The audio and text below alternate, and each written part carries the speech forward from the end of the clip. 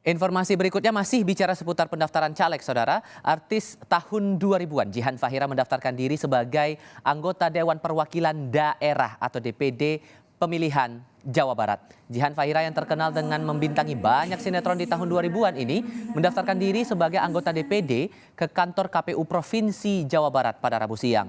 Jihan mengaku mendaftar sebagai anggota DPD atas kemauan sendiri serta didukung sang suami Primus Yustisio yang sudah lebih dulu terjun ke politik. Keinginannya terjun ke politik didasari atas kepeduliannya pada isu pelecehan seksual yang marak terjadi di masyarakat. Kenapa pilihnya jalur DPD? Karena suami kan jalur parpol ya? DPR RI, kenapa teteh milihnya DPD? Ya, saya sendiri dulu aja. Saya mandiri dulu aja. Kita nggak tahu nanti ke depan. Insya Allah sejauh ini saya ingin mandiri dulu. Saya pengen bertahap aja. Karena bagi saya DPR RI tidak mudah. Saya melihat suami saya itu kerja cukup capek ya. Mungkin tidak kelihatan secara global karena kan memang dapilnya Kabupaten Jawa Barat